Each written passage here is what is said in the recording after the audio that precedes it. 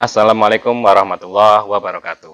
Alhamdulillahirrabbilalamin. Wabihi nasta'in ala umri dunya waddin. Wassalatu wassalamu ala asyrafil anbiya'i wal mursalin Sayyidina Muhammadin wa ala alihi wa sahbihi ajma'in amma ba'du. Jadi sekalian, kita lanjutkan kuliah kita. Dan materi ini sama atau masuk dalam kategori akad tabarruk. Dan yang akan kita bahas kali ini adalah tentang akad kafalah. Akad kafalah ini masuk dalam akad tabarruk, yang mana akad tabarruk itu dulu pada zaman Nabi itu nggak ada upah.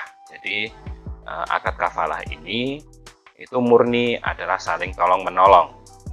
Yang mana akad tabarruk itu diantaranya ada juga tentang gadai, kemudian perwakilan atau wakalah, kemudian ariyah pinjaman, kemudian ada lagi hawalah atau pengalihan hutang dan lain sebagainya, suluh dan lain sebagainya ya.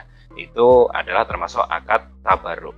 Dan ternyata seiring berjalannya waktu, ulama sekarang itu memfatwakan atau istilahnya membuat akad kafalah ini berupah gitu ya, ada upahnya.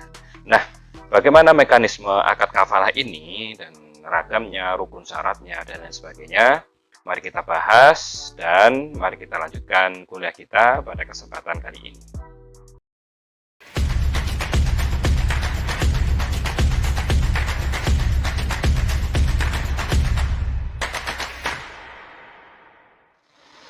Yang pertama tentu kita akan kenalan dulu ya, apa itu akad kafalah. Oke. Secara bahasa, kafalah artinya dom atau menggabungkan sehingga menjadi jaminan,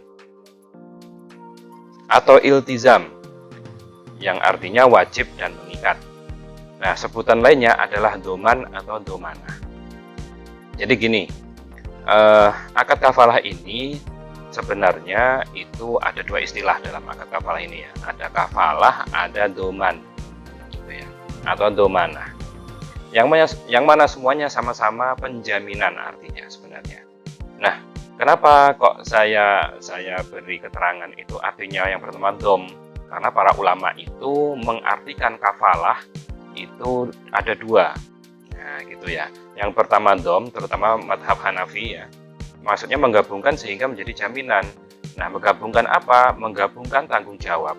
Karena ini akad penjaminan, maka tanggung jawab orang yang berhutang itu kan harus mengembalikan hutangnya. Nah, tanggung jawab ini itu dijamin oleh seseorang, yang mana seseorang itu akhirnya juga ikut bertanggung jawab. Maka ada penggabungan pertanggungjawaban sehingga dinamakan dom. Kemudian ada iltizam. Iltizam itu artinya wajib dan mengikat. Loh, maksudnya apa? Jadi ulama selain Hanafi itu mengartikan kafalah iltizam karena iltizam ini itu adalah wajib dan mengikat. Wajib apa maksudnya? Maksudnya adalah kan artinya jaminan gitu ya secara makna. Maka orang lain ini tiba-tiba dia mewajibkan dirinya dan mengikatkan dirinya untuk mengurusi ya gitu ya, untuk menanggung hutangnya orang lain. Nah, itu loh maka namanya iltizam. Nah, gitu ya. Nah, sebutan lainnya adalah doman atau domanah. Maksudnya di sini ulama itu ya rumit lah ya di sini masalah istilahnya ini. Jadi ada yang nyebut itu doman, ada yang nyebut kafalah, ada yang domanah, nah, macam-macam di lintas madhab ini. Maka biar tidak repot, saya membahasnya langsung saya bagi dua kubu lah gitu ya. Oke, selanjutnya secara istilah kafalah menurut mayoritas ulama ini baik madhab Hanafi, madhab Maliki, Syafi'i dan Hambali adalah menggabungkan penjamin atau domin kepada pihak yang dijamin atau madmun anhu mengenai kewajiban membayar hutang.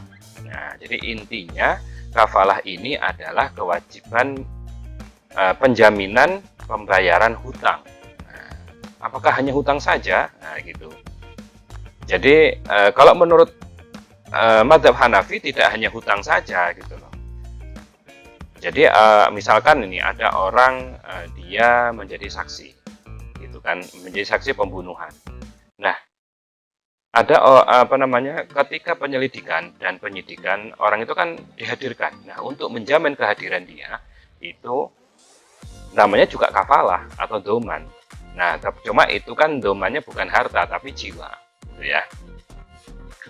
Nah, kemudian landasannya dari ayat Al-Qur'an. Nah, ini dalilnya intinya ya. Yaitu yang pertama surat Ali Imran ayat 37. Di dalam ayat tersebut ada kata-kata begini. Wa kafalaha Zakaria. Dan dia menyerahkan pemeliharaannya, itu maksudnya pemeliharaan Siti Maryam, ibunya Nabi Isa. Wa kafalaha Zakaria, dan dia menyerahkan pemeliharaan Siti Maryam tersebut kepada Nabi Zakaria.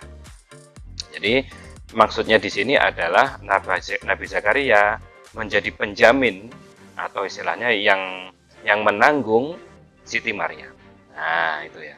Kemudian ada hadis mengenai penanggung yatim di surga. Jadi ada hadis Nabi yang mana Nabi bersabda, "Ana wa kafilul yatim kahataini fil jannah." Jadi Nabi itu bersabda, riwayat Bukhari, Ahmad, Tirmidzi ini ya. Nabi bersabda, "Saya atau aku dan orang yang menanggung anak yatim seperti ini di surga." Nah, jadi seperti ini, maksudnya seperti dekatnya seperti ini, seperti dua jari ini. Nah, maka kenapa kok banyak sekali yayasan yatim, kita harus membantu anak yatim itu karena ada hadis ini. Nah, kemudian selanjutnya ada penjaminan hutang atas seorang sahabat yang meninggal. Jadi di sini ada hadis ini juga riwayat Bukhari ya. Ada suatu ketika seorang sahabat itu meninggal. Kemudian Nabi mau menyolatkan. Ketika mau menyolatkan, Nabi bertanya, apakah dia punya hutang? Iya, punya hutang. Apakah sudah dibayar? Belum dibayar. Nah, Nabi tidak mau menyolatkannya dan memerintahkan sahabat untuk menyolatkannya. Kemudian sahabat heran, loh kenapa? Kok sampai nggak mau menyolatkan gitu? Nah, ternyata dia masih punya hutang belum dibayar. Nah, akhirnya kalau tidak salah Abu Qatadah ya, atau Abu siapa, lupa saya. Nah, itu berkata, ya Rasulullah, aku yang menjamin hutangnya. Nah, baru Rasulullah mau menyolatkan jenazah sahabat tersebut. Nah, jadi di sini Abu Qatadah sebagai penjamin ya, hutang sahabat yang meninggal tadi. Nah, gitu ya. Hutangnya 2 dinar kalau tidak salah. Dan masih banyak sekali hadis-hadis yang lain mengenai hal ini tentang kafalah atau doman ini. Dan tidak hanya mengenai harta saja, juga mengenai jiwa juga, penanggungan jiwa, serta ijma ulama ini kesepakatan ulama ya. Dan juga kafalah ini banyak sudah disebutkan baik di kitab-kitab sebelum Al-Quran juga sudah disebutkan. Oke, selanjutnya rukun dan syarat kafalah. Nah, rukun kafalah dari segi subjek atau personal hukum yaitu yang pertama kafil atau penjamin, yaitu pihak yang menjamin atau pihak yang dituntut atau ditagih gitu ya. Kafil berarti ya seorang yang menjamin. Yang kedua ada makful anhu atau bahasa lainnya gitu ya, namanya madin. Nah, yaitu pihak yang dijamin. Kemudian yang ketiga ada makfullah atau dain, yaitu pihak yang menerima jaminan atau yang dihutangi. Nah, jadi makfullah itu yang dihutangi intinya ya. Dain. Nah, syaratnya ini semua yaitu cakap hukum, yaitu dewasa dan berakal dan mampu melakukan akad penjaminan. Jadi secara syarat ya lumrah lah ya dalam perjanjian, dalam akad itu transaksi ya harus dewasa dan berakal. Kalau enggak ya gimana mau menerima transaksi gitu ya. Cakap hukum harus itu. Kemudian rukun yang keempat yaitu makful bih, yaitu objek kafalah. Nah, syaratnya yaitu yang pertama, makful bih harus sesuatu yang menjadi tanggung jawab pihak makful anhu, baik berupa utang, barang maupun jiwa atau perbuatan. Jadi objeknya ini bisa utang, ya. Utang itu maksudnya dia berhutang sama orang, kemudian dia nggak mampu membayar. Nah, ketika ditagih kan nggak mau bayar, ada orang berbaik hati, ya sudah ini saya jamin dia pasti membayar hutangnya. Saya jamin penjaminnya. Nah, saya jaminannya. Itu kalau utang. Kemudian ada barang. Barang itu maksudnya ya dia pesen sesuatu terus dicicil, tapi ternyata barangnya belum sempurna atau belum lengkap, misalkan begitu. Maupun jiwa atau perbuatan. Jiwa itu kayak tadi ya, dia saksi, kemudian atau dia itu terdakwa, ada penjamin bahwasanya dia tidak akan melarikan ke luar negeri, misalkan gitu. Atau perbuatan yang bisa hampir sama lah ya, bisa dikiaskan ke yang lain. Kemudian yang kedua, ada maqbul bih, harus berupa sesuatu yang mampu ditunaikan atau dipenuhi oleh penjamin atau kafil. Jadi yang namanya penjamin itu harus yang sekiranya bisa dijamin, jangan yang nggak bisa gitu loh ya. Nah misalkan yang nggak bisa dijamin, yang nggak mampu ditunaikan dan dipenuhi itu apa ya, kayak ibadah, misalkan utang sholatnya nggak bisa gitu ya. Nah kemudian selanjutnya ya, yang ketiga, jika maqbul bih berupa utang, maka harus hutang yang mengikat dan sah. Maksudnya utangnya itu ya benar-benar utang dan mengikat itu. Nah, itu harus sah, jelas itu utangnya. Nah, kemudian selanjutnya yang kelima, rukunnya adalah sigoh, terutama yang bersifat penawaran atau ijab. Bersifat penawaran itu maksudnya kamu nggak tak jamin, nah gitu, itu penawaran. Nah, penawarannya. Kemudian syaratnya ada 3 kalau bersifat penawaran. Pernyataan akan harus menggunakan kata-kata yang menunjukkan pemberian komitmen atau iltizam, baik eksplisit maupun implisit, berdasarkan kebiasaan atau perundang-undangan. Ini jelas ya, jadi pernyataan penjaminannya itu harus jelas, harus bisa difahami. Kemudian selanjutnya yang ketiga, pernyataan akad harus implementatif dan pasti. Nah, gitu ya. Dan pasti. Yang ketiga, akad kafalah tidak dibatasi jangka waktu karena tujuan akad kafalah adalah terpenuhi kewajiban yang dijamin baik menyangkut harta maupun badan. Jadi akad kafalah ini itu nggak ada waktu. Saya jamin 3 hari, nggak ada. Saya jamin 1 minggu, nggak ada. Jadi ya dijaminnya kapan? Ya sampai terpenuhinya utangnya atau terpenuhinya atau misalnya terpenuhinya perkaranya, misalkan gitu, butuhnya buat apa. Nah kalau terpenuhi berarti ya selesai sudah, gitu ya. Nah, jadi intinya kalau zaman dulu kafalah itu saya menawarkan jadi penjaminnya siapa, nah, gitu. Bukan orangnya nyari-nyari, misalkan saya utang terus nggak bisa bayar, kemudian saya nyari-nyari, siapa yang mau jamin saya, nggak gitu, gitu ya. Nah, cuman nanti seiring berjalannya waktu, kebutuhan dan perubahan zaman itu kan berubah terus ya. Nah itu nanti ada yang begitu. Awalnya itu nggak ada, nah, gitu ya. Kayak Abu Qatadah tadi, dia langsung menawarkan, ya Rasulullah, saya yang membayar hutangnya. Nah, gitu, membayarkan hutangnya dia, ditanggung lah.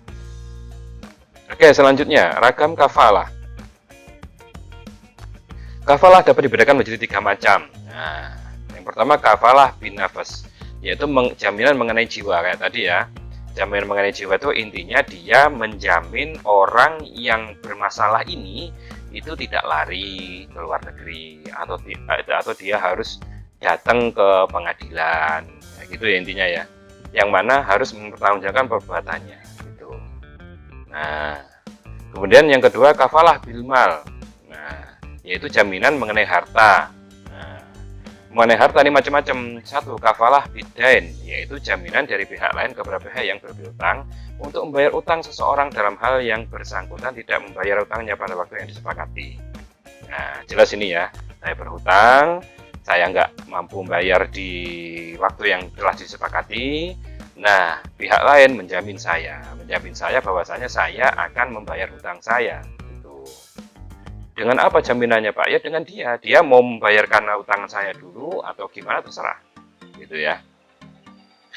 Nah, tentang harta yang kedua itu kafalah bil uhdah, yaitu jaminan dari seorang kepada pihak lain untuk mendapatkan harga suatu barang yang stabil. Jadi misalkan ini langganan ya, misalkan ini langganan bahan baku misalkan.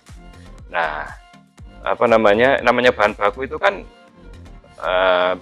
kadang nggak stabil ya, kadang naik sekali. Misalnya katakan cabai itu kan gampang naiknya, kemudian gampang turunnya, nggak stabil. Nah, orang boleh menjamin gitu loh. Oh, ini dijamin bahwasanya harganya tetap stabil. Nah, gitu. Ini contoh saja. Kemudian selanjutnya yang ketiga kafalah bitaslim, yaitu jaminan dari seorang kepada pihak lain bahwa barang yang diperlukan yang dapat diserah terimakan. Jadi ini masalah serah terima barang gitu ya. Jadi ada yang menjamin bahwasanya oh barangnya ini diserah terimakan, dapat diserah terimakan, dan dia menjamin itu. Karena ya namanya transaksi itu kan ya misalkan jauh gitu, nggak pernah ketemu orangnya dan segala macam itu kan ya kita ragu lah. Gimana ini kita mau apa namanya percaya, sedangkan kita butuh barangnya misalkan gitu. Kita nyari-nyari di Indonesia ini nggak ada. Ya kan adanya misalkan dari luar negeri. Nah, gitu kan. Oke, selanjutnya yang ketiga kafalah bil a'yan, yaitu jaminan mengenai kuantitas atau kualitas barang dan jaminan mengenai serah terima barang. Jadi kalau yang ini itu kriterianya ada 2 atau lebih, dari kuantitas dan kualitas dan serah terimanya. Jadi yang diserah terimakan itu ya kualitasnya seperti yang diomongkan, seperti yang ditawarkan, seperti yang telah diperjanjikan gitu. Nah, jadi inilah apa namanya macam-macam kafalah. Oke, selanjutnya. Nah, dari segi sifatnya akad kafalah dibagi menjadi 2 macam. Jadi di sini ada dari segi sifat. Nah, yang pertama kafalah mutlaqah, artinya tidak terikat. Adalah penjaminan yang tidak terikat dengan syarat-syarat tertentu, baik dari segi teknik pembayaran utangnya maupun dari segi tempat dan waktunya. Jelas, nah ini yang penting saya jamin gitu. Ngomongnya gitu aja. Saya yang jamin ini kualitasnya bagus, terus barang pasti terkirim, misalkan. Nah, yang kedua kafalah muqayyadah, yaitu terikat. Adalah kafalah yang terikat dengan waktu dan syarat tertentu. Yang mana hal ini dapat dibedakan menjadi 3. Nah, apa saja? 1. Kafalah berbatas waktu, baik bersifat tangguh maupun tunai. Nah, kemudian yang kedua kafalah mu'allaq bisyarat, yaitu kafalah yang pelaksanaannya bergantung pada syarat atau beberapa syarat tertentu. Yang mana hal ini ulama berbeda pendapat. Jadi di sini sebenarnya ulama berbeda pendapat ya, karena kalau kafalah itu dikaitkan atau digantungkan kepada syarat, misalkan syaratnya ya saya dapat berapa persen, misalkan gitu. Wah, itu berarti riba. Nah, gitu. Ada yang bilang seperti itu. Tapi menurut saya ini jangan dipakai. Ada apa namanya? Ada syarat ini jangan dipakai. Nah, jangan pakai syarat gitu. Tapi soalnya kalau ada syarat nanti memberatkan. Seakan-akan dia mencari keuntungan yang tidak halal lah intinya gitu ya. Nah, kemudian yang ketiga ada kafalah mustaqbal ila waqt. Ulama Hanafi membolehkan akad kafalah yang bersifat mustaqbal, terjadi di masa depan. Jadi maksudnya di sini contohnya adalah misalkan ya seseorang itu sudah ngobrol-ngobrol lah. Oh, ini nanti misalkan cabai ya. Oh iya, cabai. Nanti panennya kira-kira berapa gini. Ya sudahlah, nanti kalau misalkan jadi saya hubungi ya. Ternyata sudah ada yang menjamin gitu. Ya kalau kamu nanti jadi beli cabai itu saya yang jamin lah gitu. Saya jamin nanti cabainya bagus-bagus. Terus kemudian ya apa namanya tidak mudah busuk misalkan gitu. Terus serah terima barangnya tepat waktu misalkan gitu. Nah, ini ulama Hanafi membolehkannya seperti itu. Nah, gitu ya. Oke, selanjutnya akibat hukum kafalah. Nah, akibat hukum kafalah yaitu yang pertama, apa sih akibat hukumnya? Kalau sudah kafalah itu gimana nanti? Kelanjutannya gimana kan gitu. 1. Kewenangan menagih kepada penjamin kafil atau kepada yang dijamil, yaitu makful anhu. Jadi nanti makfullah atau orang yang dihutangi ya, atau orang yang menerima yang apa istilahnya ya, dia itu yang dihutangi atau misalkan pihak pengadilannya itu berhak nagih. Saya yang dihutangi, saya berhak nagih. Nagih kepada siapa? Kepada kafil yang menjamin tadi atau kepada makfulan atau kepada yang dijamin tadi. Nah, suka-suka saya mau nagih hutangnya ke siapa. Nah, pihak yang dihutangi atau makfulah, nah makfulah ini boleh memilih antara menagih hutangnya kepada penjamin atau yang dijamin gitu ya, atau makful anhu. maka dengan adanya akad kafalah yang dijamin atau makbulan tetap harus membayar hutangnya kecuali sebagai terbebas dari hutang. Jadi walaupun saya sudah dijamin sama orang, bukan berarti hutang saya itu kepada orang tadi itu terhilang atau terhapus, enggak. Kecuali yang jamin saya, udah kamu gak usah bayar hutang, saya aja yang bayar, nah gitu. Nah gitu ya. Itu apa namanya boleh seperti itu, boleh. Kayak Abu Qatadah tadi, dia membayarkan hutangnya sampai sudah meninggal. Kan tidak mungkin yang sudah meninggal ini nyaur utangnya gitu kan kepada Abu Qatadah. Wong dia terkenal miskin gitu. Nah, kemudian selanjutnya yang kedua, kewenangan penjamin atau kafil untuk menagih hutang kepada yang dijamin atau makbulan. Jadi yang menjamin saya itu berhak dia untuk menagih hutang yang sudah dibayar oleh dia tadi. Hutang saya kan dibayarkan oleh dia, ya dia berhak dong nagih ke saya. Itu ya. Nah, penjamin atau kafil berhak menagih hutangnya kepada yang dijamin atau makbulan jika akad kafalah atas izin sah yang dijamin. Jika tidak atas izin yang dijamin, maka penjamin tidak berhak menagih hutangnya. Jadi kalau misalkan penjaminan itu atas izin saya, jadi saya nggak mampu bayar hutang, kemudian ada si A, Pak Andi, kamu tak jamin ya hutangmu. Gitu. Oh ya, terima kasih. Nah, berarti kan saya izini. Gitu. Kalau saya nggak ngerti apa-apa, tiba-tiba sudah dibayarkan hutangnya sama dia, ya dia nggak berhak ngambil nagih hutangnya kepada saya, nggak berhak, ya gitu. Nah, gitu ya. Oke, nah sekarang kita bahas tentang fatwa DSN MUI. Jadi karena akad kafalah ini tadi banyak ya tantangan dari segi bahasa, kemudian implementasinya, kemudian dikaitkan dengan syarat atau tidak dan lain sebagainya. Nah, maka DSN butuh fatwa tentang kafalah yang dapat diterapkan baik di lembaga keuangan syariah ataupun non lembaga keuangan syariah, gitu ya. DSN MUI telah menerbitkan 2 fatwa tentang kafalah, yaitu nomor 11 tahun 2000 tentang kafalah dan nomor 57 tahun 2007 tentang letter of credit dengan akad kafalah bil ujroh, yaitu penjaminan dengan upah. Nah, sekarang kita bahas yang kafalah bil ujroh ya. Kafalah bil ujroh atau penjaminan dengan upah merupakan perubahan karakter akad kafalah yang awalnya nggak ada upahnya ya, karena murni itu tolong menolong karena Allah. Nah, maka sekarang ada gitu ya. Para ulama berbeda pendapat antara boleh dan tidaknya. Nah, gitu. Jadi ulama juga awalnya ini berbeda pendapat antara boleh dan tidaknya. Nah, kelompok yang bolehkan berargumen. Nah, ini saya akan menjelaskan tentang yang membolehkan dulu. Yang nggak boleh ya sudah selesai, nggak boleh gitu kan. Tapi ini yang membolehkan itu apa sih alasannya? Yang pertama, adanya dua keadaan kontradiksi. Sebab ada dua keadaan yang kontradiksi, sebab adanya kebutuhan yang nyata dan menghilangkan kemudaratan. Maksudnya kebutuhan nyata itu begini. Saya berhutang gitu ya. Nah, kemudian jatuh tempo, saya nggak bisa membayar atau belum bisa membayar. Nah, akhirnya saya bingung, mau disita apanya nggak ada gitu, misalkan ini ya. Nah, semuanya sudah dijaminkan di bank-bank lain misalkan gitu, mau disita nggak ada. Kemudian saya nyari penjamin, ternyata penjamin itu mau kalau dia dibayar gitu, mau jamin kalau dia dibayar.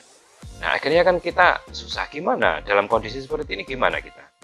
Ini nggak hanya berlaku pada individu ya, bisa berlaku pada sebuah instansi atau perusahaan dan lain sebagainya kan. Keadaan mendesak gitu loh. Nah, makanya di sini diadakanlah itu. Nah, sebab adanya kebutuhan yang nyata atau mendesak. Nah, gitu ya. Dan diadakan itu alasannya yang kedua adalah menghilangkan kemudorotan. Nah, kemudorotan. Kalau seperti itu harus gimana? Saya di penjara pun juga nggak. Misalkan saya jatuh tempo tadi ya, kemudian saya nggak bisa bayar, kemudian nggak ada yang dibuat jaminan, disita, kemudian saya di penjara pun ya utangnya juga tetap nggak balik, gimana kan gitu. Perusahaan yang saya utangnya juga nggak merugi. Kalau cuma di penjara aja ya tetap nggak balik. Ya, butuhnya kan dia balik uangnya kan gitu. Ya, untuk menghilangkan kemudaratan. Makanya boleh penjaminan dengan upah, gitu ya. Yang kedua, analogi atau kias ya. Kias dengan diperbolehkan adanya upah dalam domain ibadah seperti pengajar Al-Quran, nah penceramah, terus kemudian khutbah Jumat, Idul Fitri atau Idul Adha kan mesti dikasih uang saku lah ya itu ya. Nah, itu kasih upah itu. Nah, gitu ya, takmir masjid gitu ya, dianalogikan seperti itu. Karena sebenarnya dalam domain ibadah ini sebenarnya ibadah ini ya nggak hanya murni ibadah ya, ada ya ibadah, kemudian ada yang bernilai ibadah, nah gitu ya, ada yang bernilai ibadah kayak takmir masjid ini kan bernilai ibadah ya. Oke, selanjutnya, nah ketentuan umum fatwa L-C. Nah, L-C ini maksudnya letter of credit dengan kafalah bil ujrah seperti bank garansi. Nah jadi maksudnya gini, ini kan yang sudah difatwakan gitu ya, yang sudah difatwakan oleh DSN MUI. Sedangkan akad penjaminan itu nggak hanya ada pada letter of credit yang ada dalam fatwa, ada juga program-program bank itu yang lain, contohnya bank garansi, gitu ya. Jadi bank garansi saya kurang tahu apakah bisa di bank syariah itu apakah ada paket atau program bank garansi itu. Jadi bank garansi itu intinya begini. Kalian mau bikin apa misalkan hotel atau bikin usaha pabrik misalkan gitu ya, itu kan butuh istilahnya ya, butuh yang menang tender, kemudian material gitu ya. Nah untuk menjamin keberlangsungan dan realisasi dari bank atau hotel ini, atau misalkan tempat wisata misalkan ya, nah maka butuh penjaminan, nah gitu ya, agar yang nanti kalau misalkan sampean mau bikin hotel, kemudian kontraktornya siapa, kontraktornya si A gitu, terus suplai materialnya siapa, si B misalkan gitu. Nah, kalian bisa nggak jamin si A ini nggak kabur? Nah, kan susah kan? Nah gitu loh, makanya butuh bank garansi, butuh penjaminan. Agar apa? Agar orangnya nggak kabur. Kemudian hotel yang kita inginkan atau tempat wisata atau pabrik yang kita inginkan dari speknya, dari materialnya, bangunannya, bentuknya dan segala macam itu sesuai dengan apa yang kita harapkan gitu.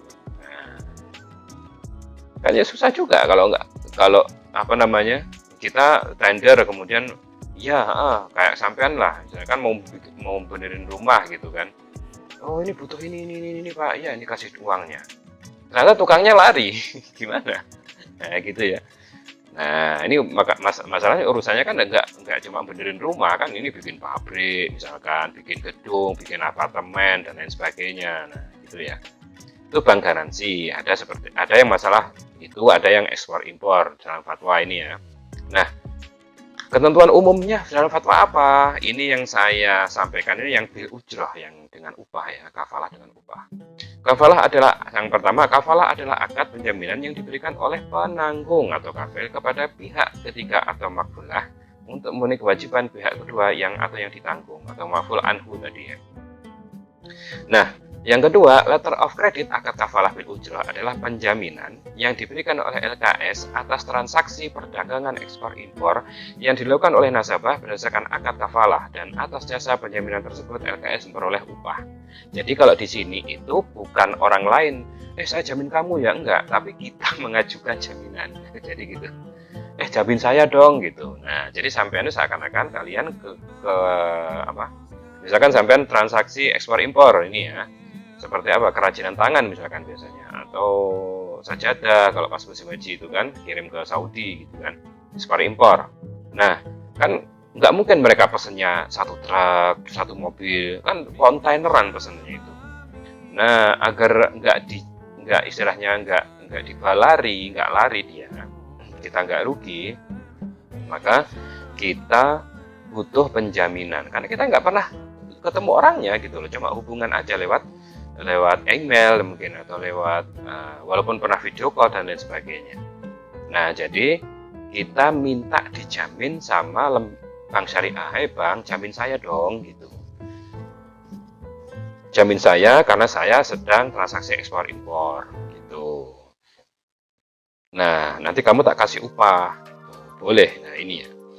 Nah, ketentuan akad terdiri atas satu seluruh rukun dan syarat akad kafalah bil ujrah dalam fatwa ini merujuk pada fatwa nomor 11 tahun 2000 tentang kafalah. Kurang lebih fatwa ini sudah saya jelaskan di sebelumnya tadi ini ya, dari awal sampai sekarang ini hampir sama, insya Allah.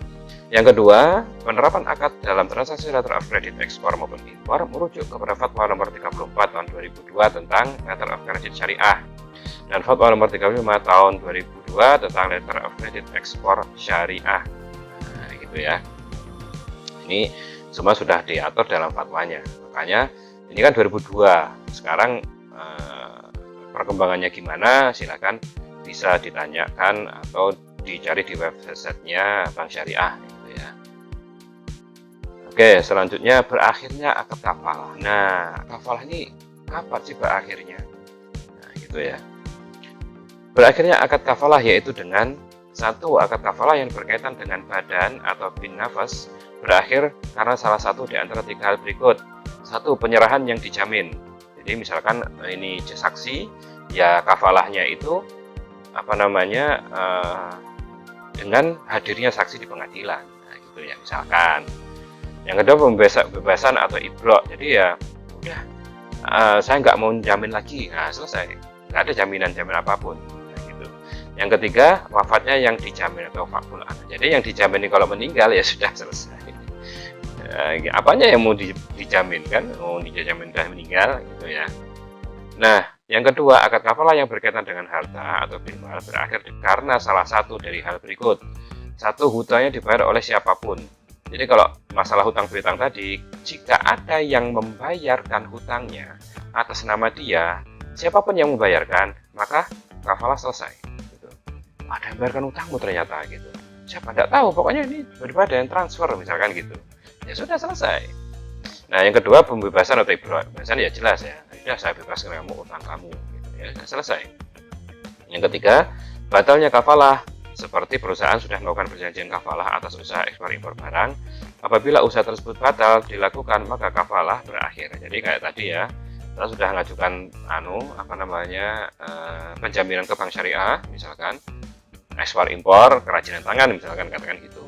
Nah, ternyata seiring waktu di tengah jalan pihak yang mau ekspor itu membatalkan, oh kami nggak jadi ya. Ya sudah, kafalah selesai. Nah, kita adik-adik sekalian. Nah, inilah dapat saya sampaikan pada kesempatan kali ini. Semoga mudah dipahami ya. Dan kalau ada yang kurang atau ada yang tidak pas, silahkan tulis di kolom komentar. Saya harap kritikannya untuk masukan buat saya.